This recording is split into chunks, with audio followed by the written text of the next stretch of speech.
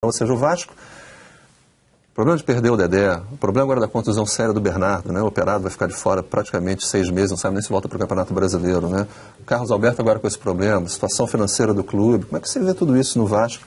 Como é que o time vai conseguir levantar a cabeça, eliminar do Campeonato Carioca, né? Já o Vasco vai caminhando aí por uma sequência sem títulos estaduais, já que já dura desde 1993, desde 2003, né? Ou seja, é uma situação complicada do Vasco, 10 anos praticamente, né? 10 temporadas, né? E uma situação difícil para um clube de camisa como o Vasco, né?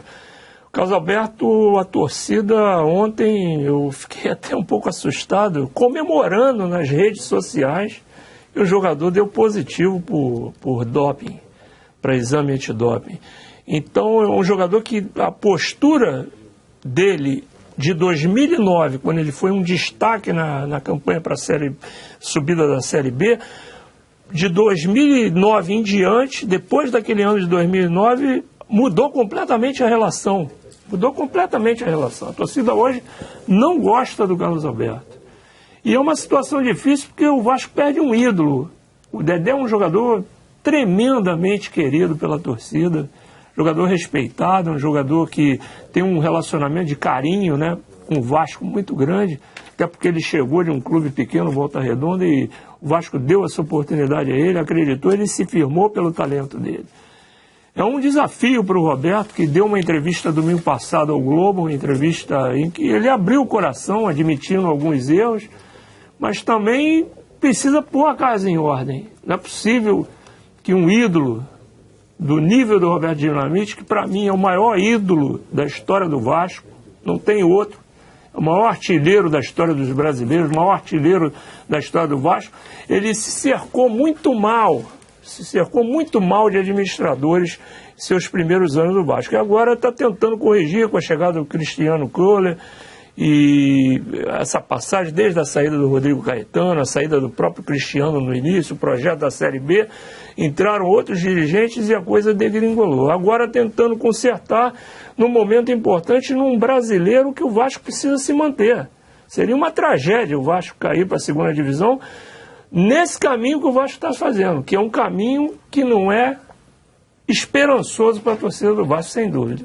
O Carlos Alberto tem contrato até agosto só, quer dizer, ainda é um peso a mais, né, Maurício, nessa questão de renova, não renova, um jogador que agora já vai passar por problemas, pode ser punido, pode ficar de fora, problemas salariais, né? E com esse dinheiro da entrada do Dedé, você acha que o Vasco tem condição de montar uma base suficiente para ter um bom rendimento no Campeonato Brasileiro, Maurício? Precisa ver o quanto que vai sobrar desse dinheiro, né? O Dedé, quando surgiu e quando foi para a Seleção Brasileira, ganhou bola de prata da Placar por ser melhor zagueiro do Campeonato Brasileiro, era um jogador que se projetava para ser titular da Seleção Brasileira, ou pelo menos está entre os 4 sempre convocados, e eventualmente numa negociação ir para fora, ir para a Europa e render um dinheiro muito maior do que esse dinheiro que está sendo negociado agora com o Cruzeiro, né? O que houve, parece que houve uma queda um pouquinho de expectativa e de valor de mercado do Dedé. E agora essa negociação com o Cruzeiro, ela está emperrada por essa dívida que o Vasco tem com o Romário, como o Jorge Luiz falou.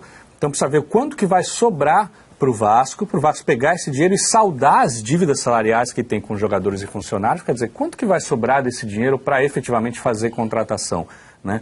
A gente não sabe. Então talvez ele tape um buraco urgente que está aberto hoje nas finanças do Vasco, mas não seja suficiente para repor as peças que o Vasco vai perder. O próprio Dedé e eventualmente o Carlos Alberto. Não dá para fazer nada, pensar em renovação, enquanto não se resolve essa questão do doping. Sempre a primeira explicação que aparece em todo caso de doping é que houve contaminação por algum remédio.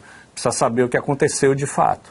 E essa contraprova, né, é exatamente o que diz o médico do Vasco, né? O Clóvis Munhoz fala que existe uma possível presença de substâncias, né, nessa contraprova que acontece amanhã às 7 horas da manhã no laboratório da Universidade Federal do Rio de Janeiro, aqui no Rio de Janeiro. Portanto, essa situação do Vasco, né, em relação ainda a essa mudança do Dedé, além dessas propostas que surgiram quando o Dedé estava nessa fase sensacional de fora do Brasil, surgiu uma proposta do Corinthians, né, que seria, acho que 7 milhões de reais, superior a essa do Cruzeiro, né, de 21 milhões de reais. Ou seja, acabou calhando de serem situações onde o Vasco acabou se vendo talvez até obrigado, né, a negociar o Dedé para saldar essas... E à medida que o contrato avança, você vai perdendo aquela capacidade de você ter a multa como fator que prenda o jogador, Você né? perde força na negociação. E a partir de agosto já perderia isso. Então era o momento do Vasco vender ou perder até o jogador por um valor menor, até de graça daqui a pouco. Exatamente, os clubes, quando vai chegando, quanto mais passa o tempo, os clubes vão perdendo poder de negociação. Você vê agora o caso do Santos com o Neymar, né? O contrato do Neymar acaba na metade do ano que vem. Em janeiro, o Neymar já pode assinar um pré-contrato com algum time, quer dizer, e o Santos fica sem nenhum dinheiro.